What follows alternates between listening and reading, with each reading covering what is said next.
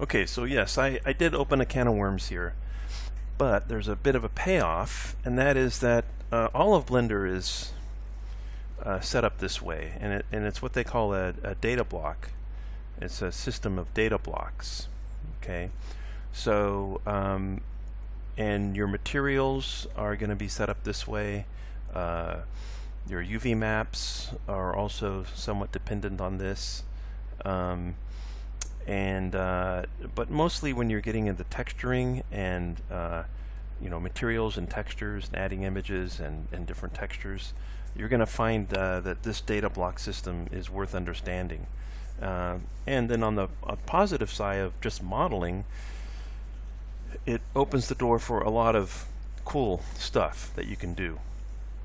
Okay, so it has many reasons to understand this right in the very beginning, even though this isn't a specifically interface thing, but it's definitely a Blender basic thing, and you should know it. So let's get into this a little bit.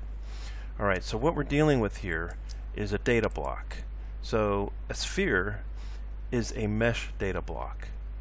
A sphere object is the object data block. It has data related to the object at the object level, and the sphere mesh has data related at the mesh level, right? And even though it's not really indicated specifically, both the texture data, the material data, I should say, this is where you would add a material, and the texture data, this is where you would add a new texture, procedural or image or what have you, are all connected to the mesh. And that's the way that it works in Blender. So the object level has nothing to do with the material, nothing to do with any of the attributes of the mesh data. And so, be it shape keys, UV maps, vertex groups, and so on, those are all related to the mesh. So your morph maps, your blend shapes. And they're called shape keys in Blender, are all related here. Your UV maps all live at the mesh data level, right? And the object is just basically telling you where it is in the scene, and a few other things, all right? And another thing that comes where the object level comes in is with modifiers. So if you add a modifier to something, you're really, for the most part, modifying it at the object level.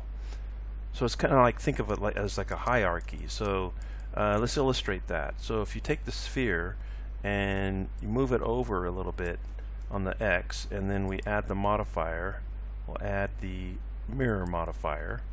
Okay, so now at the object level, I've actually duplicated the mesh on this X plane, right? So that if I go into this mesh, I can then move it, and it's mirrored, right? So we all know what a mirror is.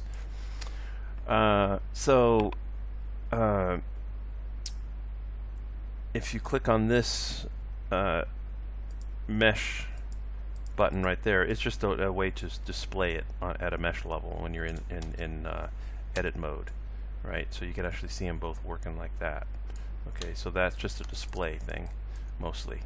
All right, but now, how this works is that I could have another object also accessing this mesh data, but I have a different modifier on it. So let's try that. Let's take a cube, put a cube in here, and let's just move the cube down over here.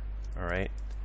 And now, let's take the cube and let's go to the mesh panel like I did before, and let's choose the sphere. So now, the sphere, because I moved it over here, it jumped over there, right? So if I was to move this over in mesh mode, it would move them both together like that in the modifier.